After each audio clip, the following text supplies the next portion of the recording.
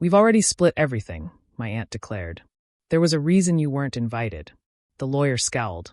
"But her name is the only name in the will." The room fell deathly silent. Can you imagine walking into a room, knowing your family deliberately excluded you from something important, only to watch the lawyer drop a bombshell that silences everyone? "You weren't invited for a reason," my aunt sneered, but then the lawyer frowned and said, "Her name is the only one in the will." The air left the room. My name is Amanda Miller, and at 28, I never, ever expected to become the center of a family war.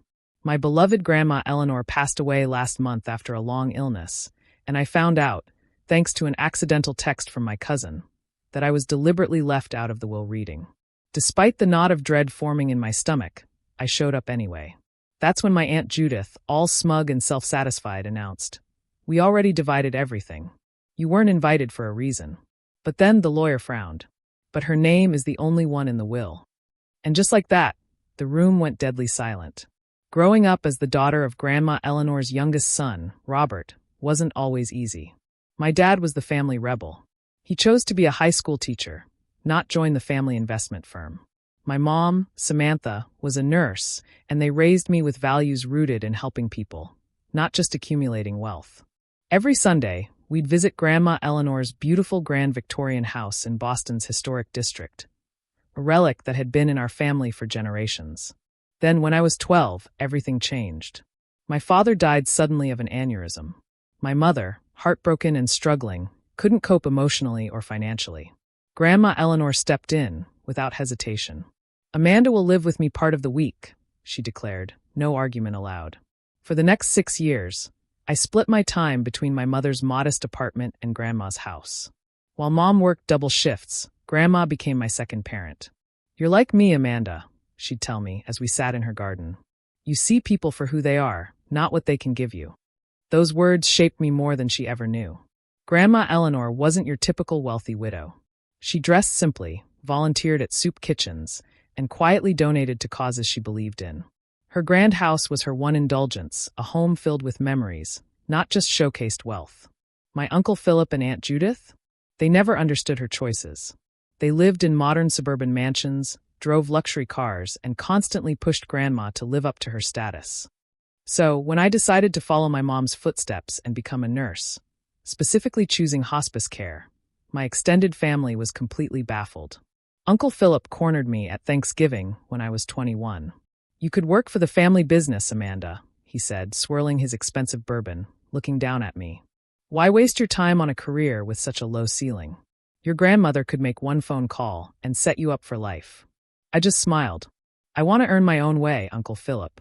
My cousins, Rachel and Nathan, both products of prestigious business schools, found my choice incomprehensible. They grew up expecting inheritance and connections to pave their way. Rachel once asked me, completely seriously, "But don't you want to be rich?" The idea that I might value something beyond money was utterly foreign to them. As Grandma aged into her 80s, her health began to decline. I started visiting her twice a week, bringing groceries, helping with medication, often just sitting with her. We'd bake together, using her old recipes. Her spice cookies were legendary in the family, but I was the only one who knew the secret ingredient was a dash of black pepper. "You've got flour on your nose again," she'd laugh, even as her body weakened. Her mind, though, remained sharp, her wit quick. During these visits, she'd tell me stories about our family history that no one else seemed to care about. Stories of struggle, perseverance, and occasional failure that humanized our family beyond the polished facade of holiday gatherings. "Remember, Amanda?" she told me one afternoon. "Wealth doesn't make a person worthy. How they treat others when they think there's nothing to gain, that's the true measure of character." Meanwhile, as Grandma's health issues became more pronounced, the rest of the family visited only sporadically. Uncle Philip would stop by monthly, spending more time examining the condition of the house than actually connecting with his mother. Aunt Judith would bring expensive gifts Grandma had no use for, then leave after precisely an hour. My cousins rarely visited unless there was a holiday meal involved. The December before Grandma passed, she gave me a small wooden box. "This was my mother's," she said, placing it in my hands. Inside was a simple pearl necklace, nothing flashy or particularly valuable. "It's beautiful," I said, genuinely touched. "I want you to have it now," she insisted. The others would just see pearls, but you'll understand their value comes from who wore them. I had no idea then that this small gift would later be held against me. The last conversation I had with Grandma, just a week before she passed, still echoes in my mind. She was having a good day, sitting up in her favorite chair by the window. As I was about to leave, she took my hand with surprising strength. "Amanda, I've been watching all of you for years," she said, her blue eyes clear and direct. "I want you to know that I see everything, and soon I'll be making things right." I just assumed she meant finding peace before her passing. I had no idea she was planning something that would change all our lives forever. The first major rift in our family happened 3 years ago when Grandma was 85. Uncle Philip called a family meeting at Grandma's house, ostensibly to discuss her care. When I arrived, I found not just family, but also a real estate agent waiting in the living room. "We've been discussing selling the lake house," Uncle Philip announced, referring to our family's vacation property in New Hampshire. Grandma had spent every summer there since she was a child. "It's sitting empty most of the year, and the maintenance costs are ridiculous." I glanced at Grandma, whose expression was carefully neutral, but I knew her well enough to see the tightness around her mouth. "Has Grandma agreed to this?" I asked. Uncle Philip waved dismissively. "Mother understands it's the practical choice. At her age, she can't enjoy it anymore anyway." "Actually," I said, "we were just talking last week about her wanting to spend a few weeks there this summer." The room went silent. Aunt Judith cleared her throat. "Amanda, dear, perhaps you misunderstood. Mother knows her limitations." Grandma finally spoke up. "I did say that to Amanda. I have no intention of selling my lake house." The real estate agent awkwardly excused herself. And once she left, Uncle Philip's anger shifted onto me. "You always do this," he snapped.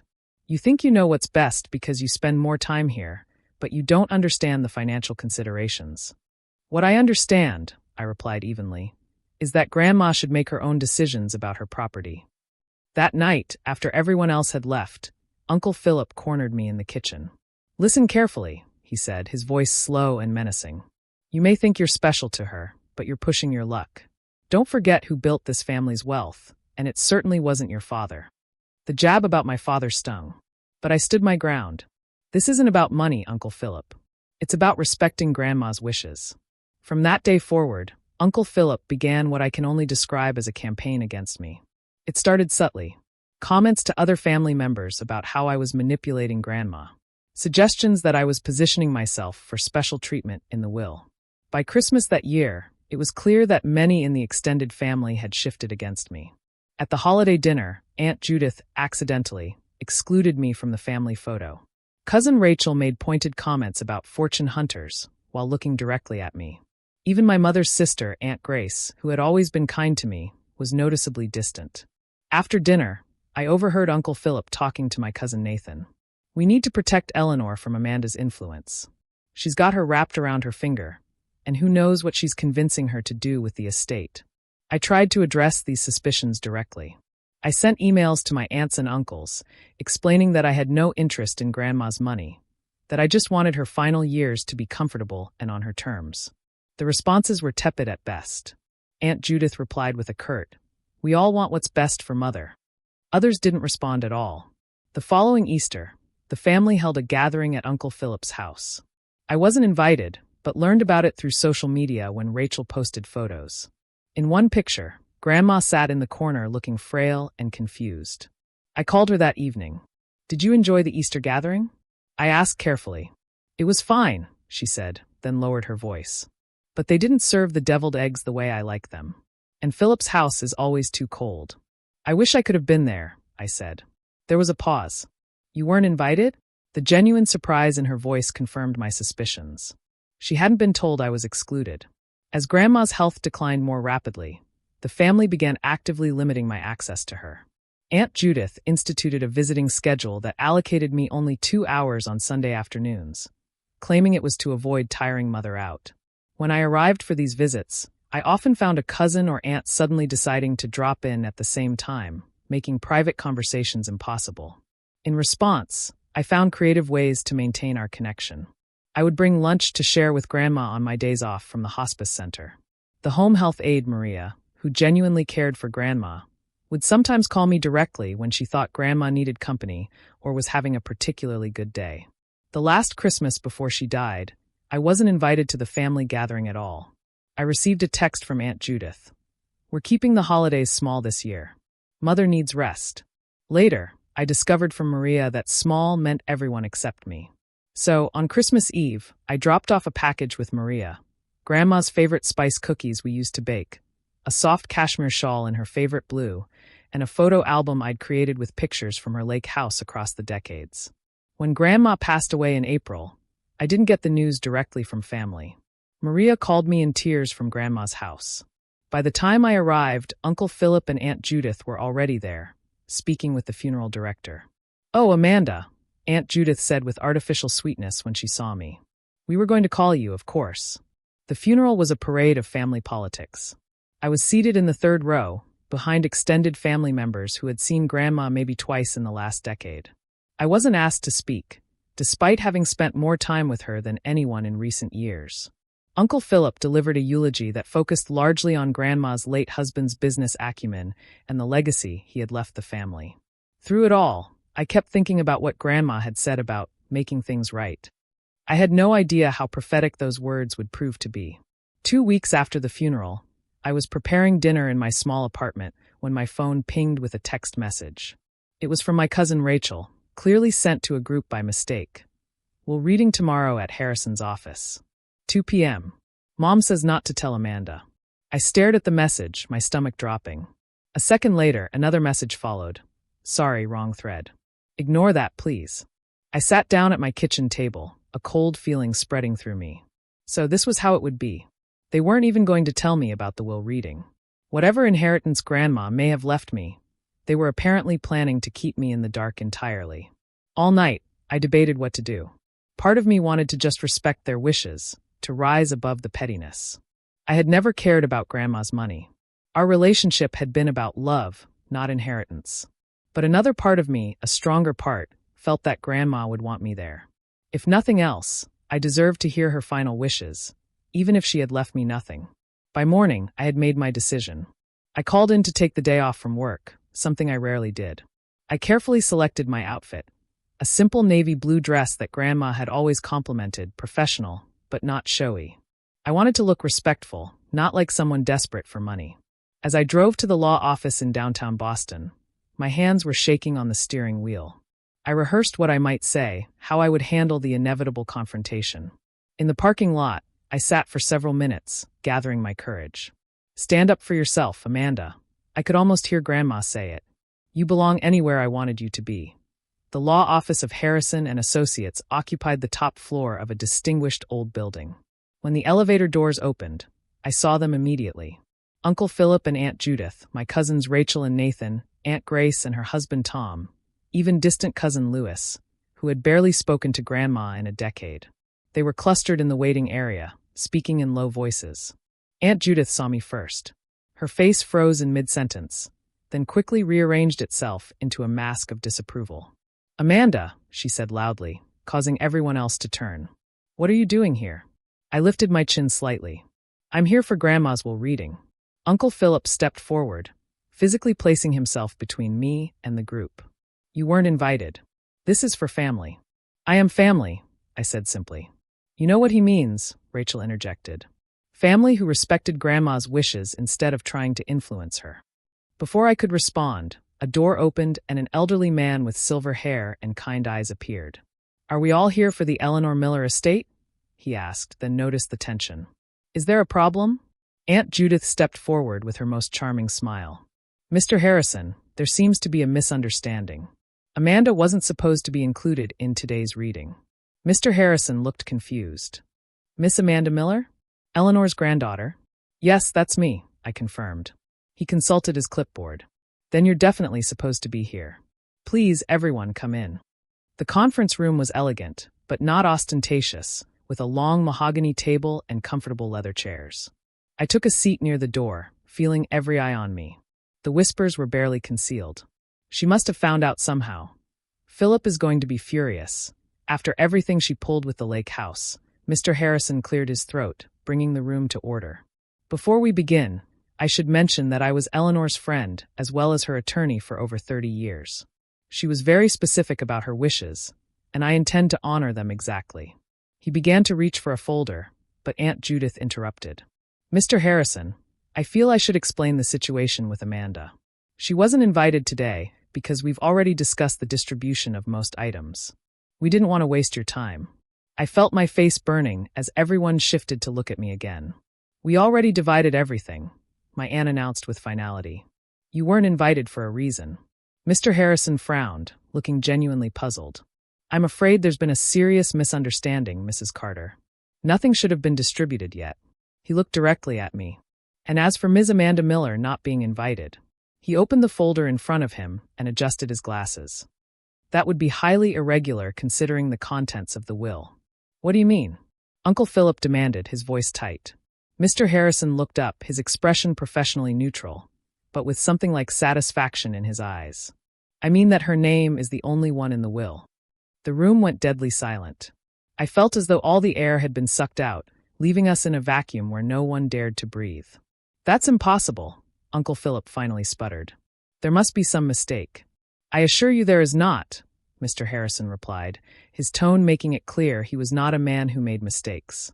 Perhaps it would be best if I simply read the will as Eleanor intended. Mr. Harrison put on his reading glasses and began in a clear, steady voice. I, Eleanor Catherine Miller, being of sound mind and body, hereby declare this to be my last will and testament, revoking all previous wills and codicils.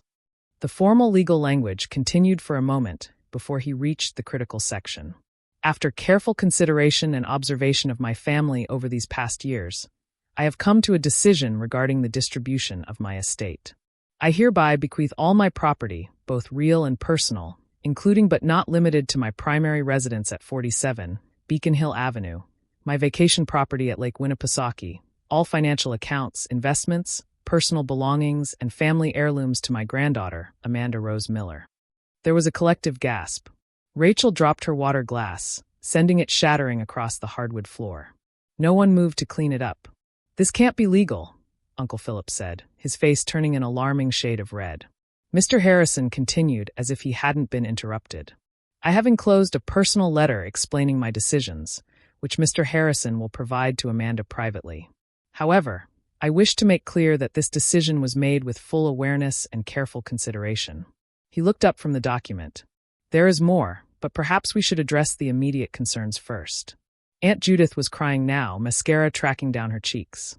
After everything we did for her, the doctor appointments, the family dinners, maintaining her social standing when she insisted on associating with those charity people. Nathan leaned forward. We'll contest it. She was clearly not of sound mind. Mr. Harrison shook his head slightly. I would advise against that course of action. Eleanor anticipated this reaction and took extensive measures to document her mental competence. She underwent comprehensive cognitive evaluations by 3 separate neurologists in the months before her passing, all of whom certified her as fully competent to make these decisions. As the reality sank in, I remembered Grandma's words, I've been watching all of you for years. She hadn't been making idle conversation. She had been testing us, observing how we behaved when we thought there was nothing to gain. Mr. Harrison reached into his briefcase and removed a sealed envelope. Amanda, your grandmother asked me to give you this letter privately, but given the circumstances, you might want to share certain portions with the family. With trembling hands, I opened the envelope and began to read silently. Asterisk, my dearest Amanda, if you're reading this, then I've moved on to whatever comes next, and you've just discovered that you're my sole heir. I imagine the family is not taking it well. For years, I've watched how each of you behaved around me. Philip visited only when he wanted to discuss, rationalizing my assets. Judith came with expensive gifts, but never stayed long enough for a real conversation. The grandchildren, except for you, called only on birthdays and holidays. But you, Amanda, you came because you wanted to be with me. You listened to my stories, baked my recipes, and treated me like a person, not a bank account waiting to be accessed. I've been conducting a test these past years. I deliberately mentioned valuable items around different family members to see how they would react. I watched who asked about my health and who asked about my portfolio. I noticed who helped because they cared and who helped because they thought they should. You were the only one who never failed the test. With love and complete confidence in you, Grandma Eleanor. Asterisk, I looked up from the letter, tears streaming down my face, to find the room in chaos. Uncle Philip was on his phone, presumably calling his lawyer. Aunt Judith was berating Mr. Harrison about undue influence. Rachel was sobbing dramatically while Nathan stared blankly at the wall. "There's something else you should all know," Mr. Harrison said loudly, cutting through the noise. Eleanor documented everything. She kept meticulous records of visits, conversations, and behaviors. She installed a security system in her home 2 years ago that tracked who came and went. She saved text messages and emails.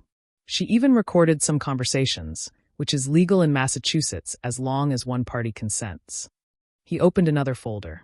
Furthermore, Eleanor was aware that items had already been removed from her home without her permission. She maintained a complete inventory with photographs of all her possessions. "That's ridiculous," Aunt Judith scoffed, but her voice lacked conviction. "Is it?" Mr. Harrison raised an eyebrow. "Then perhaps you can explain why the Tiffany lamp from the study is currently in your living room, or why Eleanor's diamond tennis bracelet was worn by Rachel at a charity event last month, or why paintings from the lake house have been photographed in Philip's office." The color drained from their faces. "The will includes a condition," Mr. Harrison continued. "Any items removed from Eleanor's properties must be returned within 30 days. Failure to do so will result in legal action." Uncle Philip finally exploded. "This is your doing," he shouted at me, pointing a trembling finger. "You manipulated a confused old woman. You set her against her own family." I thought of all the Sunday afternoons I'd spent with Grandma, talking about books and birds and family history. I thought of the times I'd driven her to doctor appointments when no one else would take time off work. I thought of the simple joy on her face when I brought her favorite ice cream, just because it was Tuesday. "No, Uncle Philip," I said quietly. Grandma knew exactly what she was doing. She always did. The next few weeks were a nightmare. I left Mr. Harrison's office that day with Grandma's letter clutched to my chest and my family's threats echoing in my ears. Uncle Philip's final words to me were, "This isn't over." Not by a long shot. He wasn't lying. The very next morning, my phone began ringing before dawn. First Aunt Judith, then Cousin Rachel, then relatives I barely knew, all demanding explanations, making accusations, or attempting to negotiate for items they felt entitled to. I stopped answering unknown numbers, but the voicemails piled up. "Amanda, this is your Aunt Judith. I expect you to do the right thing here. Your grandmother wasn't thinking clearly. We all know it. Call me back immediately. **K, it's Nathan. Look, I know we haven't been close, but that silver set was promised to me years ago. I can send you the email where Grandma mentioned it. **Amanda, this is Uncle Philip. My lawyer will be contacting you.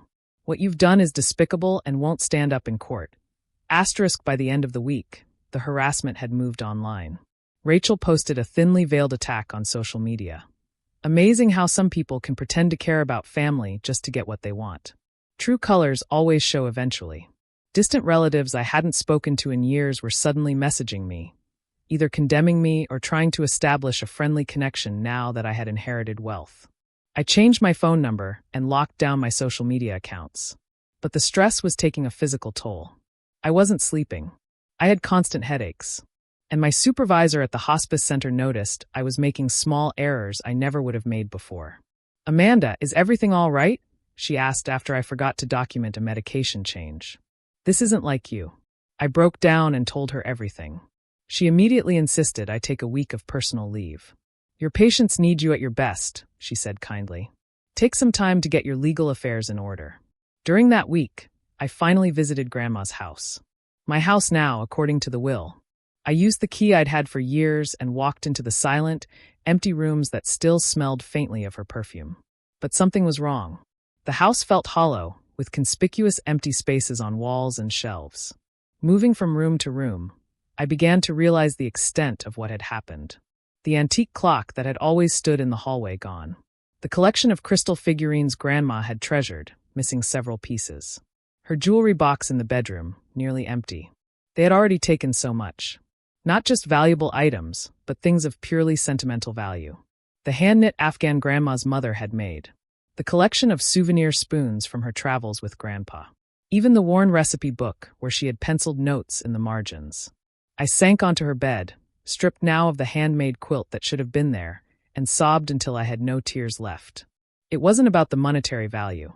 It was the erasure of her presence, the theft of memories I had hoped to keep close. In the back of her closet, I found a small safe I hadn't known about. After trying several combinations that might be meaningful to her, I finally used her birthday, and it opened. Inside was a leather-bound journal, several USB drives, and a note in her handwriting. For Amanda, use if necessary. The journal detailed everything. Every visit, every conversation, every borrowed item that was never returned.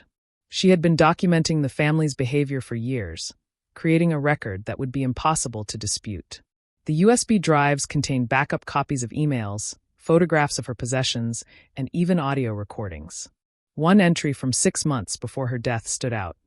Philip visited today, spent 10 minutes asking about my health, then an hour trying to convince me to streamline my estate by selling the lake property.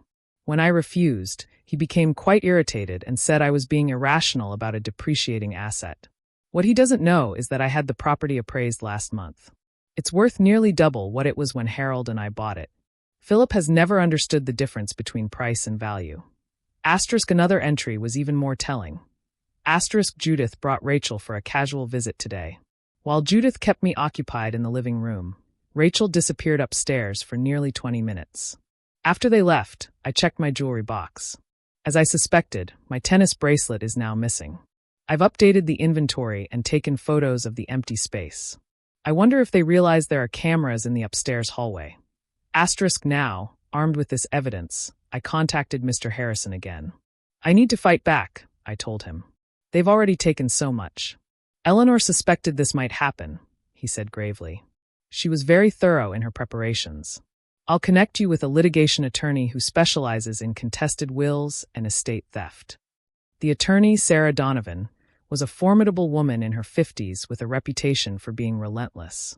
She reviewed Grandma's documentation and immediately began drafting cease and desist letters to everyone who had taken items from the house. This is one of the most well-documented cases I've ever seen, she told me. Your grandmother was extraordinarily methodical. The legal pushback only intensified the family's campaign against me. Uncle Philip, true to his word, filed a lawsuit contesting the will on grounds of undue influence and lack of testamentary capacity. Aunt Judith began calling my colleagues at the hospice center, insinuating that I had neglected patients to spend time manipulating my grandmother. The director of the center called me into her office. Amanda, I know these accusations are baseless, but they're becoming disruptive. Several families have expressed concerns after receiving calls from your aunt.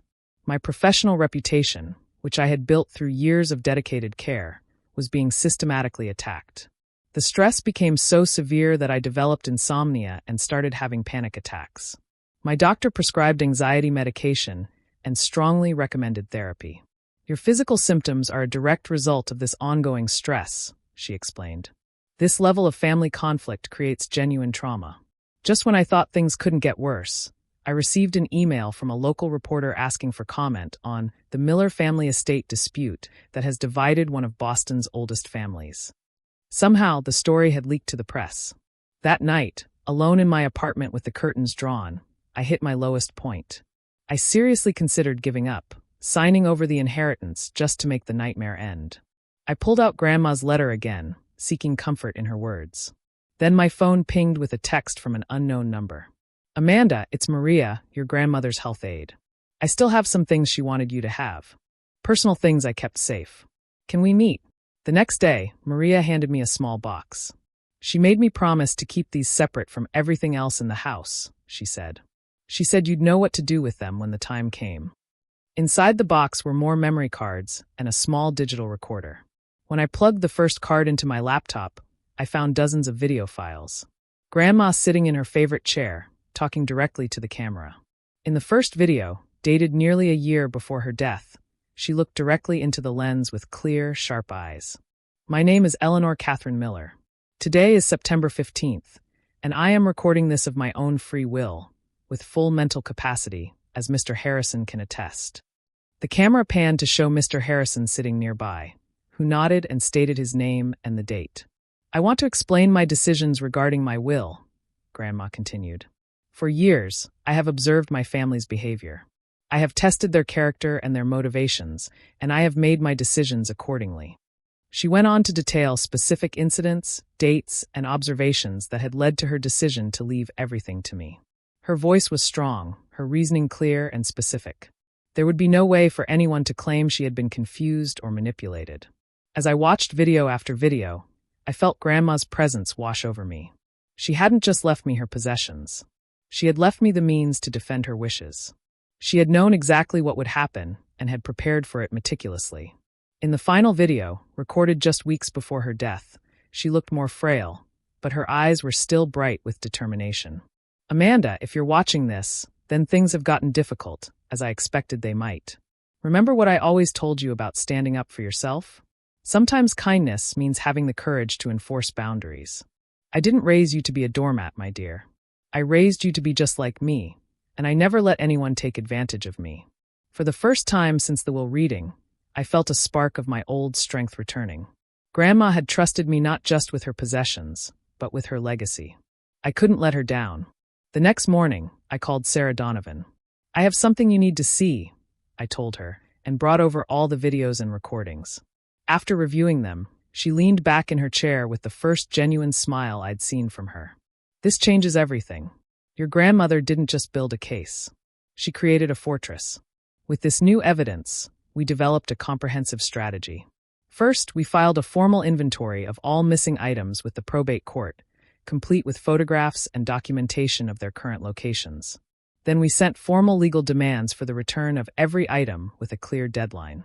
Simultaneously, Sarah filed a motion to dismiss Uncle Philip's lawsuit contesting the will, attaching Grandma's videos as exhibits.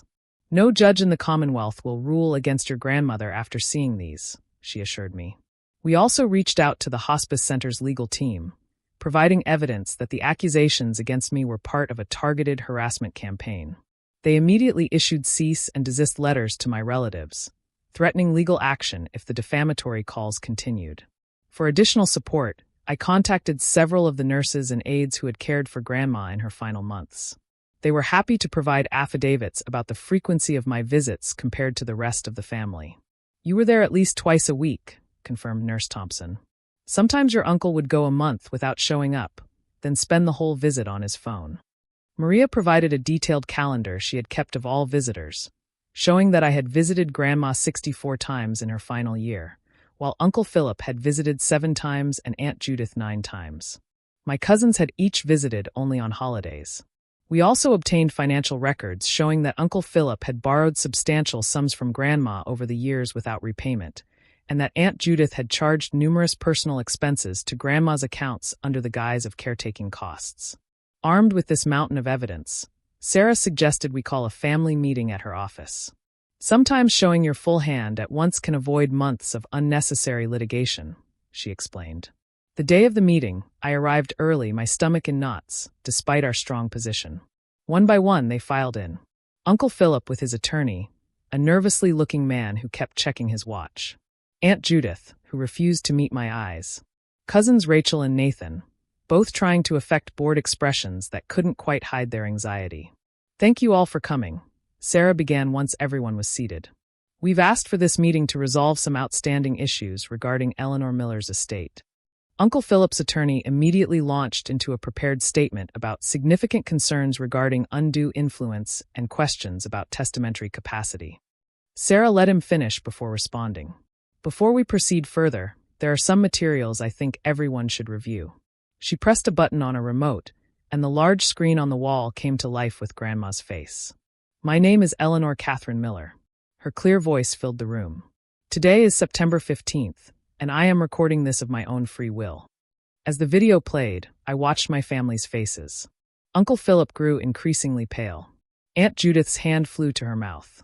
Rachel began to cry silently. When it ended, Sarah simply said, "There are 17 more videos like this one, each addressing specific incidents and decisions." Eleanor Miller was perhaps the most thorough client I've ever encountered posthumously. She changed the screen to show a spreadsheet. This is the current inventory of items removed from Eleanor's properties without permission. Next to each item is its location, documentation of its removal, and its approximate value for insurance purposes. The total currently stands at just over $400,000. The room was deadly silent. Ms. Miller is prepared to file criminal charges for theft if these items are not returned within 7 days, Sarah continued, her voice matter of fact. Additionally, We have documentation of financial exploitation that could be of interest to the district attorney's office. Uncle Philip's attorney leaned over and whispered urgently in his ear. After a moment, Uncle Philip cleared his throat. Perhaps we've all been hasty. Emotions run high after a loss like this, especially when there's money involved. I couldn't help but feel a flicker of vindication. The meeting ended with Uncle Philip's attorney requesting time to review the evidence and advise his client. 2 days later, he called Sarah to inform her that they would be withdrawing their lawsuit, contesting the will. Within a week, items began appearing on Grandma's porch, delivered by moving companies rather than returned in person. The jewelry came back via courier, each piece carefully packaged. No notes, no apologies, but at least they were complying. I hadn't expected to hear directly from any of them, so I was surprised when Aunt Judith called me directly. "Amanda," she said, her voice lacking its usual sharpness. We didn't realize how much these past years meant to Mother." "You never asked," I replied simply. There was a long pause. "We thought you were taking advantage of her. We didn't understand why she preferred your company so much. Because I saw her as a person, not a balance sheet." Another pause. "Some of us would like to talk, to explain, maybe even to apologize." I considered her words. "I'm willing to listen, but I need time." After we hung up, I sat in Grandma's living room. Truly my living room now, surrounded by the returned items that carried her memory. The victories of the past weeks felt hollow in some ways. I had the house, the possessions, the legal validation, but I'd lost what remained of my family in the process. The next day, I took action. I called each family member individually, offering them the opportunity to select one sentimental item from Grandma's belongings. Not the most valuable things, but something meaningful to remember her by. Some declined, still too proud or angry. But Rachel surprised me by asking for Grandma's recipe book. "She taught me to make snickerdoodles once," she admitted. "It's one of my few good memories with her." Nathan requested Grandpa's old fishing tackle box from the lake house. He took me fishing a few times when I was really little, before everything got so complicated. Uncle Philip predictably declined my offer, but Aunt Judith asked for one of Grandma's watercolor paintings. A simple landscape of the lake at sunset. "She painted it the summer before she married your grandfather," she told me. I always admired it. These small connections didn't heal the deep wounds that had been inflicted, but they were a start. A recognition that Grandma had been more than her wealth. She had been a person who touched all our lives in different ways. The court officially closed the case the following month, confirming me as the sole heir and legal owner of all Grandma's properties and possessions. The victory was complete, but complicated by the knowledge that relationships had been irreparably damaged. As I stood on the porch of Grandma's house, my house, watching the sunset, I thought about how she would feel about all that had happened. The ugliness, the accusations, the greed, but also the final honoring of her wishes. "You did good, Grandma," I whispered to the evening air. "You saw us all clearly, even when we couldn't see ourselves."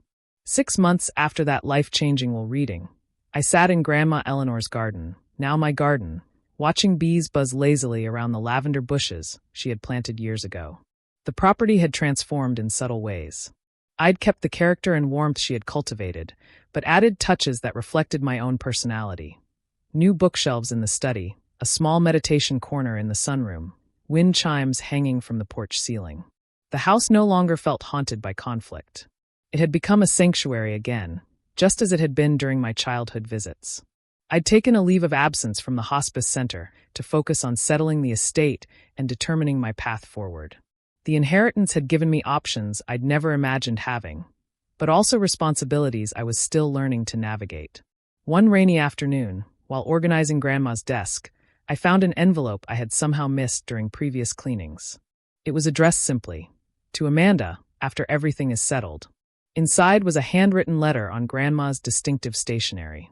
Asterisk, "My dearest Amanda, if you're reading this, then the storm has passed." Knowing our family, it was likely a Category 5 hurricane, but I had complete faith in your strength and resilience. I need to explain something I couldn't put in my official documents. This inheritance was never about punishing the others, though I'm sure that's how they saw it. It was about recognizing the heart that beats so strongly in you. The same heart my Harold had. The same heart your father Robert inherited. Money changes people, Amanda. I've watched it happen throughout my life. It can bring out selfishness, entitlement, and cruelty. But occasionally, very occasionally, It finds its way to someone who understands its true purpose, to create security that allows for generosity. I chose you not because you were perfect or because you never disappointed me. I chose you because when you made mistakes, you owned them. When you disagreed with me, you did so respectfully. When you helped me, you did it without expectation of reward. The others will claim I was manipulated or confused. But the truth is simpler.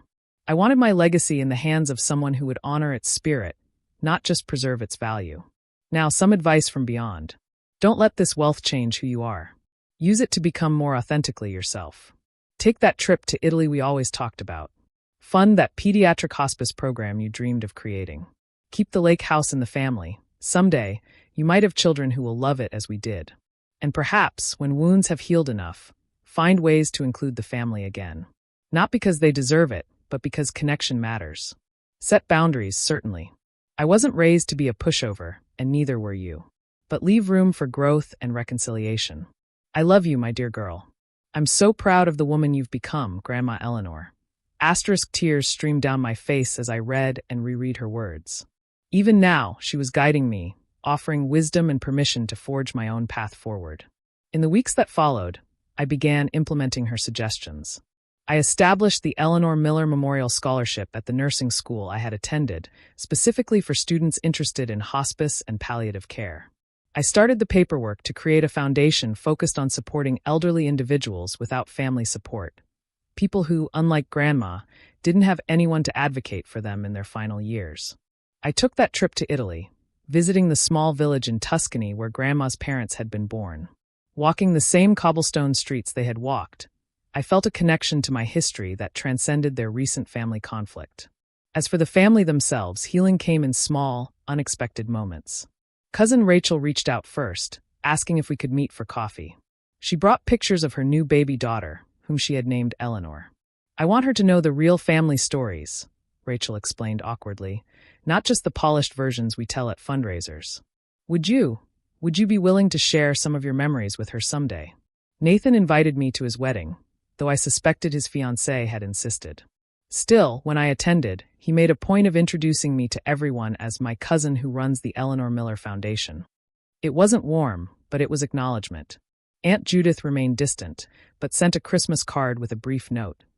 "Your grandmother would be proud of what you're doing with the foundation." Coming from her, it was practically an olive branch. Uncle Philip never came around. Some wounds run too deep, some pride too rigid to bend. I made peace with that reality, while leaving the door open should he ever change his mind. The greatest healing came through an unexpected connection.